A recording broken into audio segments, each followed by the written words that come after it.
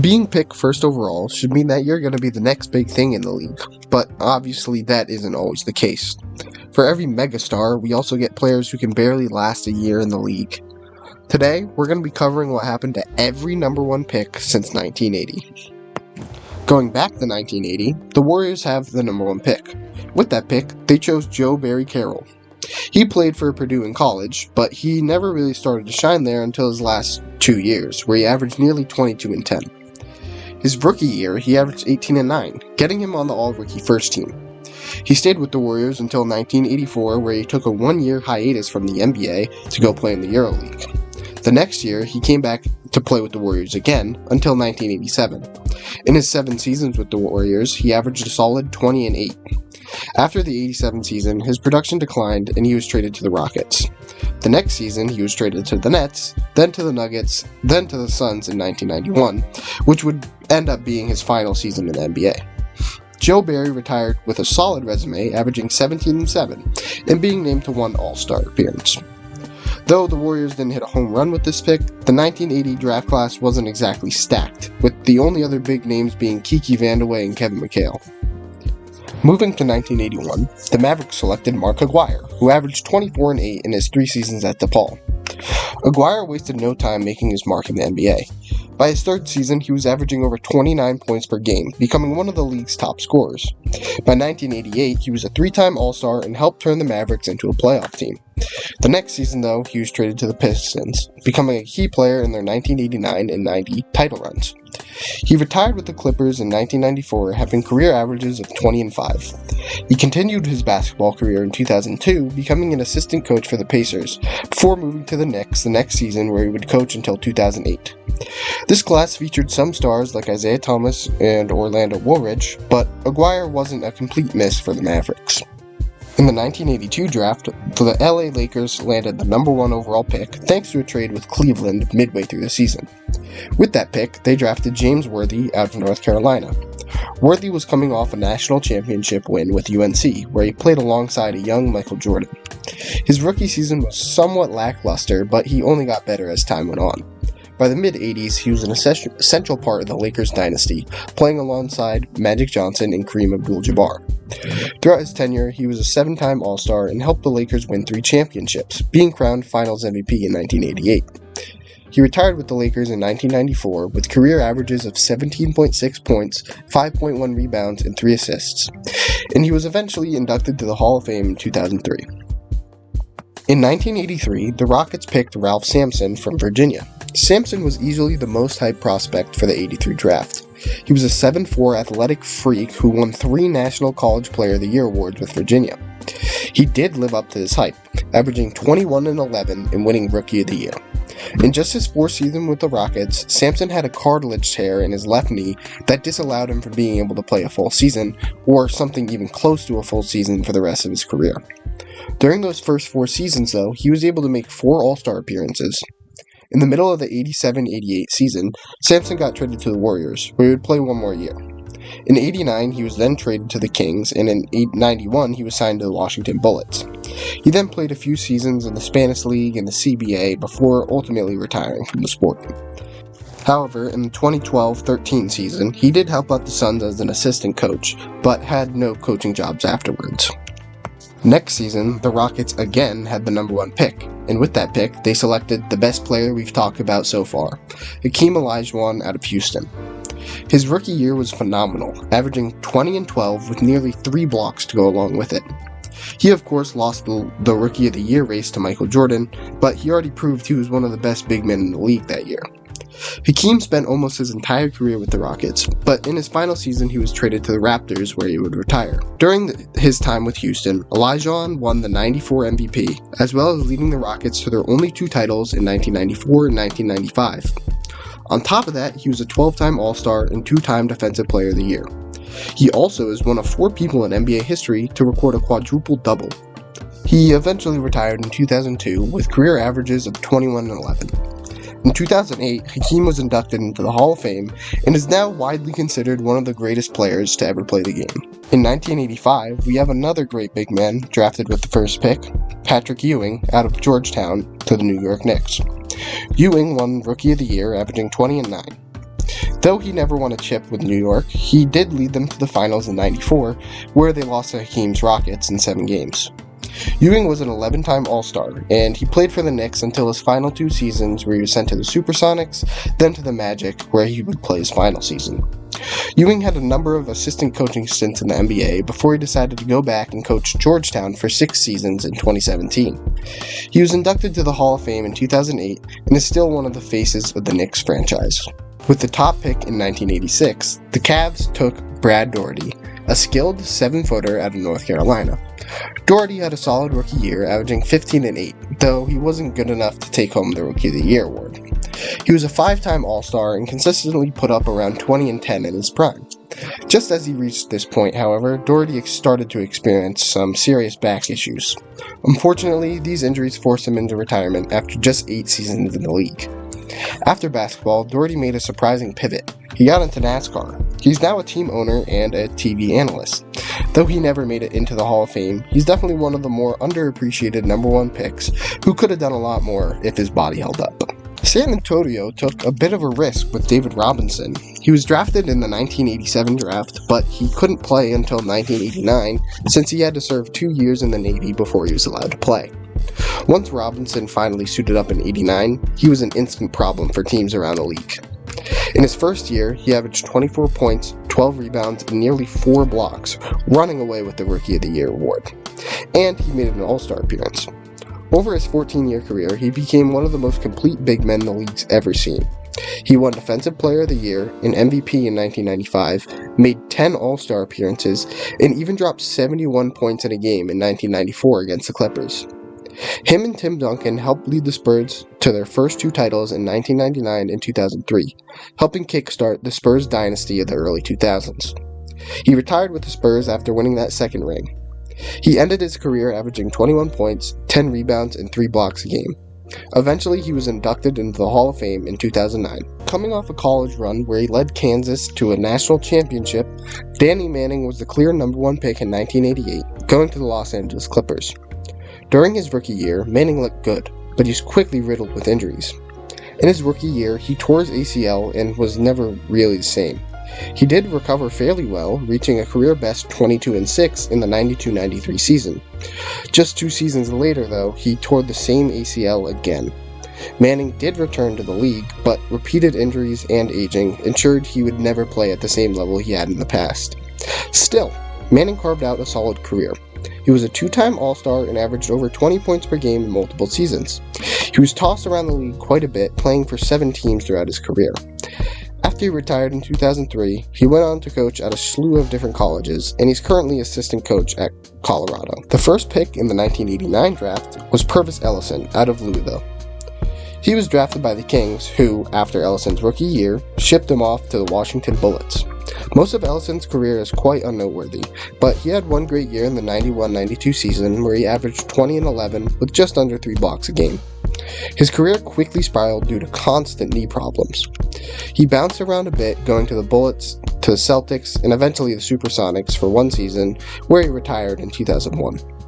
Over his 11-year career, he averaged 9.5 points and 7 rebounds. He never truly lived up to that number 1 selection, and is the first on this list that you could really call a bust. Going to the next decade, the New Jersey Nets had the first pick in the 1990 draft. With that pick, they took Derek Coleman, who played at Syracuse. Coleman came into the league with a lot of potential. He was a 6'10" big who could handle the ball, shoot, and had the advantage of being left-handed. Early on, he looked like a future superstar. He won Rookie of the Year, averaging 18 and 10, and was named an All-Star in 1994. There was no doubt about Coleman's talent. He was an amazing player. The real issue was his motivation and work ethic. Coleman never really seemed to care about being a superstar, so he never really tried to become one. He was moved around teams every couple of years, playing for the Nets, the Sixers twice, the Hornets, and then the Pistons, where he retired in 2005. With the top pick in 1991, the Charlotte Hornets selected Larry Johnson, a physical and explosive forward out of UNLV who had just led them to a national championship and won Naismith Player of the Year. Johnson was a force in the paint, but back issues forced him to adapt his game to play less of the bully ball he was so dominant with. He was traded to the Knicks in 1996 and helped bring them to the finals in 1999 as an 8 seed, a run that I talked about in my previous video. This was his only finals appearance throughout his career, but the team ended up losing to the Spurs in 5 games. Johnson retired in 2001 with career averages of 16.2 points, 7.5 rebounds, and 3.3 assists, along with 2 All-Star appearances. He didn't quite live up to the superstar hype, mostly due to injuries, but he still had a strong, memorable career. With the first pick in 1992, the Orlando Magic took Shaquille O'Neal, a 7'1" force of nature out of LSU, who changed the game the second he stepped on the court. Shaq averaged 23 and 14 as a rookie, making the All-Star team and winning the Rookie of the Year. He led Orlando to the finals by his 3rd season, and after a short but dominant run there, he signed with the Lakers in '96. On the Lakers, Shaq won 3 straight championships with Kobe, and added another title with the Heat in 2006. He won League MVP in 2000 and finished his career as a 15-time All-Star, 3-time Finals MVP, and a Hall of Famer. He retired in 2011 with career averages of 23.7 and 10.9 rebounds. And he's now one of the most recognizable faces in sports media, an icon on and off the court. Shaq was easily one of the most dominant and successful number 1 picks of all time. Again, the Magic had the number 1 pick in 1993, but after drafting Chris Webber with the pick, they traded him on draft night to the Warriors for Penny Hardaway and some future picks. Webber was a freak athlete and elite passer for a big man. He won Rookie of the Year with Golden State, then bounced to Washington, and eventually reached his prime in Sacramento. With the Kings, he was the heart of those early 2000 teams that pushed the Lakers to the limit. He was a 5-time All-Star and averaged over 20 points and 10 rebounds for most of his career. Webber was one of the best power forwards of his era, but injuries started to slow him down later on, and he retired in 2008. He had career averages of 20.7 points, 9.8 rebounds, and 4.2 assists. Webb was inducted into the Hall of Fame in 2021 and spent years as a popular NBA analyst before stepping away from broadcasting.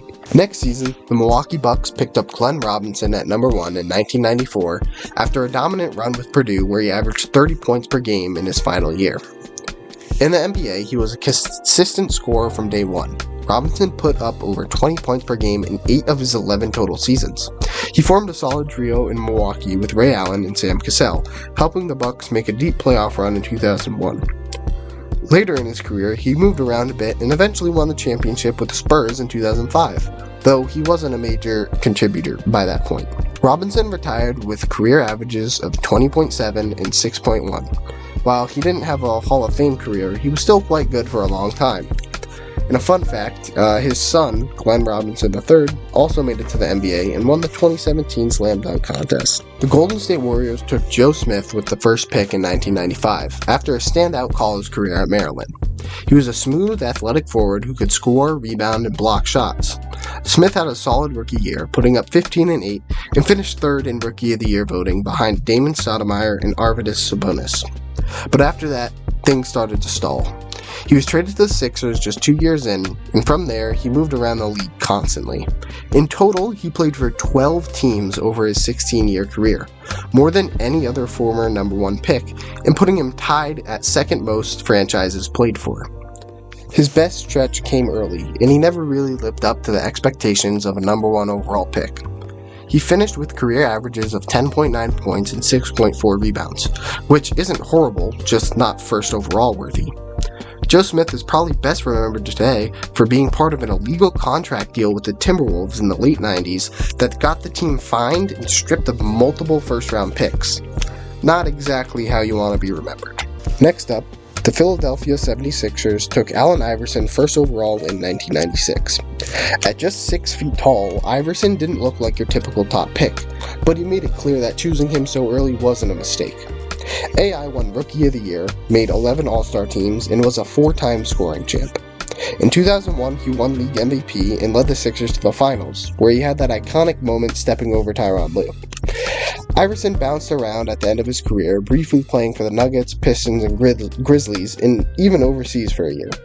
He retired with career averages of 26.7 and 6.2 assists, and was inducted into the Hall of Fame in 2016.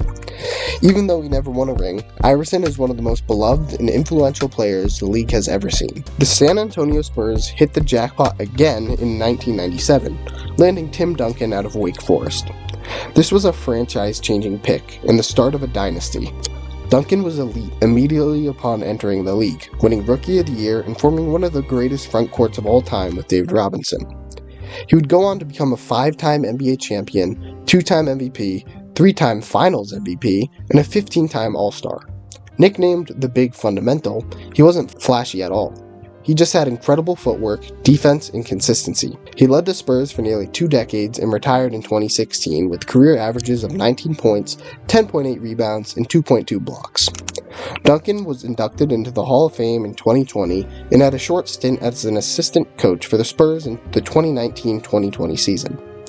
Easily one of the greatest forwards and players in NBA history, and one of the safest number 1 picks of all time. In 1998, the Clippers took a chance on Michael Olajuwon, a 7-foot center out of the University of the Pacific. He had size, athleticism, and looked like your stereotypical NBA big, but it didn't take long to realize that he wasn't. Michael struggled right from the start. He was inconsistent, lacked polish, and just never developed the way the Clippers had hoped. He moved around the league between the Timberwolves and Celtics, but never averaged more than 12 points per game in any season.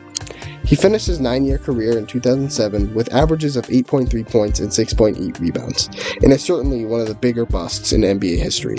In '99, the Chicago Bulls selected Elton Brand out of Duke, a strong, physical forward who was NBA ready from day one.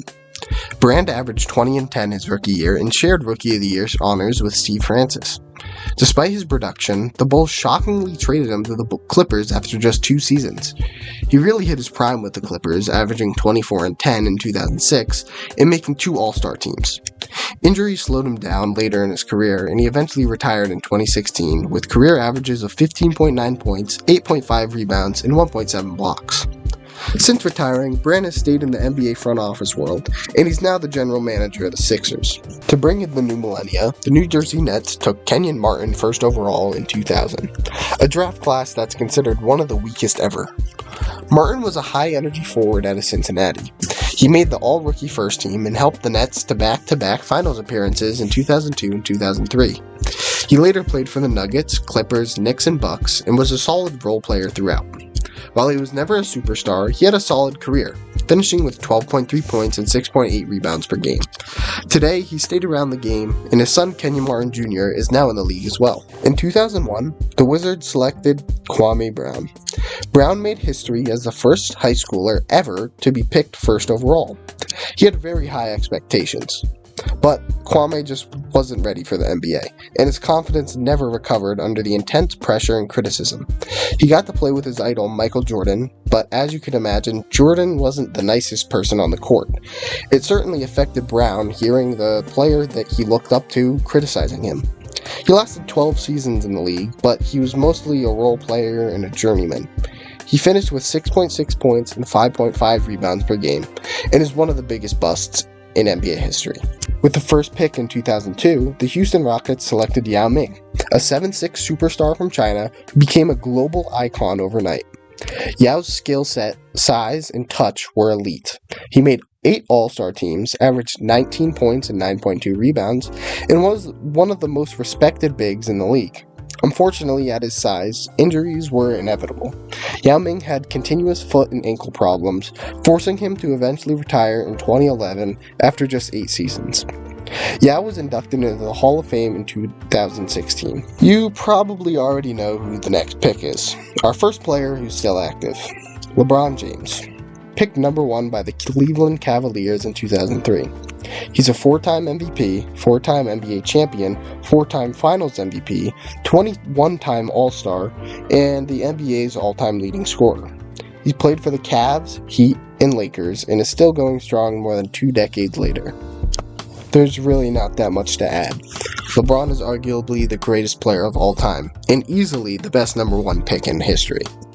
He's been in the league for 22 years now and still hasn't shown much sign of slowing down. With the first pick in 2004, the Magic drafted Dwight Howard out of Atlanta. He became the league's most dominant center for nearly a decade.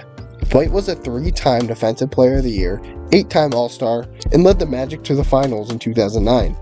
He moved around the league quite a bit, playing for 7 franchises and having 3 stints with the Lakers, the second of which he won a ring. Dwight was one of the best big men in the league during his prime, but slowly faded as he got older. He finished his career with 15.7 points, 11.8 rebounds, and 1.8 blocks. And while his career had its ups and downs, there's no doubt he's one of the best bigs of his era.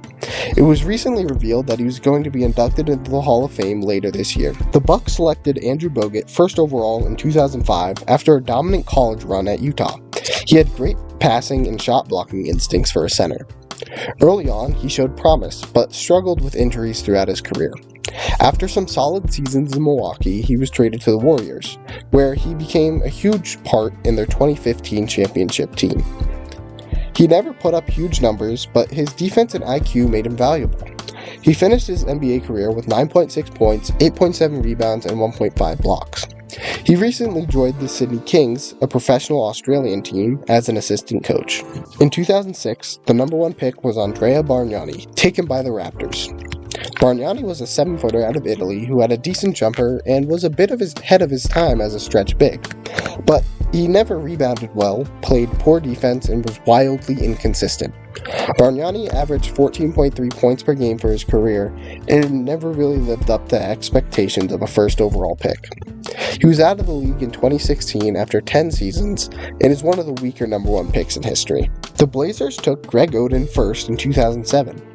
Oden was a dominant big in college and looked like the next great thing for the NBA. But I'm sure most of you know how his NBA career went. He had knee issues that completely derailed his career before it even got going. He only played 105 games total, averaging 8 points and 6 rebounds, and was out of the league by 2014. Oden never lived up to the hype, but that wasn't through any of his own fault. It certainly seemed like he was skilled enough, he just couldn't stay healthy. One of the biggest what-ifs in NBA history. Another one of the biggest what-ifs in NBA history, Derrick Rose, selected by the Bulls. Rose was great from the start. He won Rookie of the Year and made 3 straight All-Star teams, and in 2011 became the youngest MVP in NBA history at just 22 years old. But after that MVP season, the injuries started. He tore his ACL in the 2012 playoffs and was never quite the same. Still, Rose invented himself as a productive veteran, playing key roles for teams like the Knicks, Cavs, Timberwolves, Pistons, and Grizzlies. He recently retired at the end of the 2024 season with career averages of 17.4 and 5.2 assists. Even if injuries robbed him of a prime, Rose's story and comeback made him one of the league's most beloved players. The Clippers took Blake Griffin first overall in 2009, and even though he missed his entire rookie season due to injury, he came back like nothing happened. Griffin won Rookie of the Year, averaging 22 and 12, made 6 All-Star teams, and became known for his dunks and highlights during the Lob City era in LA. He later expanded his game, adding a jump shot and improving as a playmaker, especially during his stint with the Detroit Pistons, where he averaged 24 and 7 in the 2018-19 season. Injuries eventually caught up with him, and his role declined. He played his final NBA games with the Celtics in 2023. Blake finished his career with averages of 19 points, 8 rebounds, and 4 assists. With the first pick in 2010, the Wizards selected John Wall out of Kentucky. He immediately became one of the fastest, flashiest point guards in the league. He made 5 straight All-Star teams, led the Wizards to multiple playoff runs, and at his peak was putting up 23 points and 11 assists per game while playing elite defense. But like a lot of guys on this list, injuries hit. He missed nearly 2 full seasons with Achilles and knee issues, and after brief stints with the Rockets and Clippers, he was out of the league in 23. Wall has expressed his desire to come back to the league and play in any role possible. He's made sure people know that he is not officially retired, but as of now, he's unsigned and hasn't been on the team since 2023. Kyrie Irving was selected first by the Cleveland Cavs in 2011, and right away he proved he had some of the best handles the league had ever seen. He won Rookie of the Year, became a 9-time All-Star, and hit one of the most iconic shots in NBA history, the Dagger 3 in Game 7 of the 2016 Finals, helping the Cavs win their first ever title. Since then, Kyrie's bounced around between the Celtics, Nets, and now the Dallas Mavericks, who made a finals run just last season. And while he's had some off-court controversy, his skill has never been in question. As of 2025, he's still one of the top guards in the league, with averages of 23.7 and 5.6 assists. The New Orleans Hornets, now Pelicans, drafted Anthony Davis in 2012 after he dominated college basketball and won a national title with Kentucky.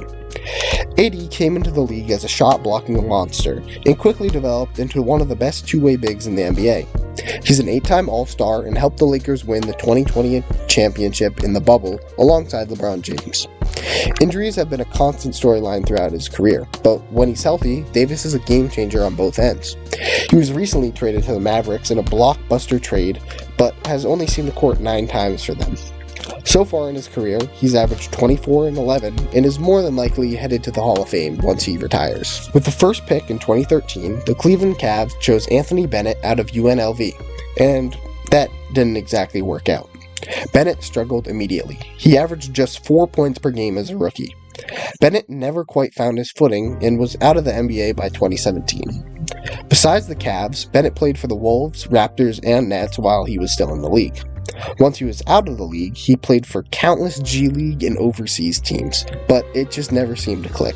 Bennett is often considered one of the biggest busts in NBA history. In 2014, the Cavs had the top pick again and drafted Andrew Wiggins, but he never played a game for them. He was traded to the Timberwolves in the Kevin Love deal. Wiggins had a solid run in Minnesota, winning Rookie of the Year and averaging 20 points per game multiple times. He was criticized for his inconsistency and lack of true impact. In 2020, he was traded to the Golden State Warriors, where he reinvented himself as a defensive stopper and reliable third option. He played a huge role in the Warriors' 2022 championship run. This past season, Wiggins was traded to the Heat, where he's averaged a solid 19 points. While he never became the superstar many expected, he's had a strong and respectable career. The Minnesota Timberwolves took Karl Anthony Towns first overall in 2015, and he quickly became one of the most skilled offensive bigs in the league. Cat is a 5-time All-Star and has career averages of 22.9 points and 10.8 rebounds while shooting nearly 35% from 3. Despite his talent, the Wolves struggled to find consistent success in the playoffs and decided to part ways with Towns. He was traded to the Knicks, who are currently making a deep playoff run with Cat playing a vital role in their success. Towns is still in his prime and continuing to build his legacy in New York. Drafted first overall in 2016 was Ben Simmons to the 76ers. Simmons was a 6'10 point guard with elite vision and defensive ability. Simmons won Rookie of the Year, made 3 All-Star teams, and was named to multiple All-Defensive teams early on. But that all started to fall apart. After a disastrous 2021 playoff performance, Simmons was traded to the Nets, where injuries and setbacks continued. Simmons lacked the work ethic required to become a star in the league, and it just seemed like he did not care. He was picked up by the Clippers this past season, but he hasn't put up any good numbers. His future is uncertain, and his career remains one of the strangest arcs in recent memory. In 2017, the Sixers traded their 3rd overall pick with the Celtics first in order to pick Markelle Fultz, hoping to complete their trust the process big 3 with Simmons and Embiid. But that didn't go to plan. A shoulder injury led to him only playing 33 games in his first 2 seasons. After that, Fultz was traded to Orlando, where he quietly rebuilt his game and confidence. He's not a star, but he's a solid backup guard when he's healthy. Fultz now plays for the Kings, but he hasn't seen the court much with them. DeAndre Ayton had the honor of being picked first in 2018, going to the Suns. Ayton was a dominant big out of Arizona with elite size and touch. Ayton has been solid and consistent, averaging around 16 and 10 for his entire career. He played a key role in the Suns' 2021 run to the finals, but questions around his motor and intensity have followed him his entire career. In 2023, he was traded to the Portland Trail Blazers. As of now, he continues to put up solid numbers with the Blazers, but he never fulfilled that superstar expectation you want from a first overall. In 2019, Zion came into the league as one of the most hyped prospects since LeBron. It was an easy decision for the Pelicans to take him first overall after his one-and-done year at Duke. His rookie year, he averaged 22 and 6, but he only played 24 games. In his 5 years he's been in the league, he's earned 2 All-Star appearances, and he certainly is an All-Star caliber player when he's healthy. But that's the issue. He needs to be healthy. Zion has missed more games than he's played in his career so far, and durability remains his biggest obstacle. If he can stay on the floor, Zion could be a franchise-changing superstar. But that if is doing a lot of the work. The Timberwolves took Anthony Edwards with the number 1 pick in 2020, and he's already proving to be a legit star. Ant has everything: athleticism, confidence, shot creation, and leadership. He led Minnesota to deep playoff runs and was the standout player for Team USA in the 2023 FIBA World Cup. He made his first All-Star team in 2023 and has been one ever since. Ants led the Wolves to back-to-back conference finals and is proving himself as one of the game's top young superstars. Cade Cunningham was the top pick in 2021 by the Detroit Pistons, and while his talent is undeniable, injuries slowed him down a bit at the start. He missed most of the 22-23 season with a leg injury, but came back in 2024 looking more like the elite all-around playmaker Detroit had hoped for. The Pistons have a bright future. They made the playoffs as a 6th seed after one of the worst seasons in recent history. If Cade stays healthy, the Pistons are going to be a threat for some coming years. In 2022, the Orlando Magic picked Paolo Banchero, and he immediately proved he was the right choice. He won Rookie of the Year and became the first rookie since LeBron to average over 20 points, 6 rebounds, and 3 assists. He's been the go-to guy in Orlando since he was drafted. Paolo followed it up with an all-star level sophomore season and helped the Magic make some serious improvements in just the 3 seasons he's played for them. He's one of the best young players in the league and the clear face of the Magic's future. The San Antonio Spurs were lucky enough to win the Wemby sweepstakes in 2023, and so far he's been everything people have hoped for. He's a 7'4" big with guard skills, and he just put together one of the best rookie seasons we've ever seen. He averaged 21 points, 10 rebounds, and led the league in blocks, becoming the first rookie to do that since David Robinson, another Spurs first overall pick. He was sidelined for the second half of last season with a blood clot, but he should be back for next year. Wemby is already being called a generational talent, and for good reason. He's already a monster on both sides of the floor, and he's just 21 years old. And now for the final pick on this list. The Atlanta Hawks taking French forward Zachary Risacher. Standing at 6'8", Risacher brought a combination of size, shooting ability, and defensive versatility to the Hawks. In his debut NBA season, Risacher played 75 games, starting 73 of them. While he's had a few 30-point outings, his season on a whole has been a little bit underwhelming, averaging 12.6 points, 3.6 rebounds, and 1.2 assists per game. He's shot 45.8% from the field and 35.5% from 3. He finished second in the NBA Rookie of the Year voting, just behind Stephon Castle. While the Hawks missed the playoffs, losing the play-in, Risacher's rookie season showcased his potential to be a key contributor for the team's future success. While the draft hasn't happened yet, for the 2025 draft, we can be fairly certain that the Mavericks are going to select Cooper Flagg, though maybe he isn't a good enough defender for Nico. Known for his versatility, Flagg excels on both ends of the court, drawing comparisons to NBA greats like Kawhi Leonard. His ability to impact the game offensively and defensively makes him a valuable asset for any team. With the Mavericks undergoing significant roster changes, including the departure of Luka Doncic, Flagg's addition could mark the beginning of a new era in Dallas basketball. And there it is. Every number 1 overall pick since 1980, from Joe Barry Carroll to Zachary Risacher, and maybe soon, Cooper Flagg. Some of these guys have become absolute legends. Others were forgotten in just a few seasons. And that's the wild part about the draft. You never really know what a player will become until years down the line. Anyways, I know this is a bit longer of a video than I usually make, but if you liked it, check out my other videos and please consider subscribing. In the future, maybe I'll do a similar video about the NFL if you guys are interested. Let me know what you want to see in the comments. Thank you for watching, and I'll see you in the next one.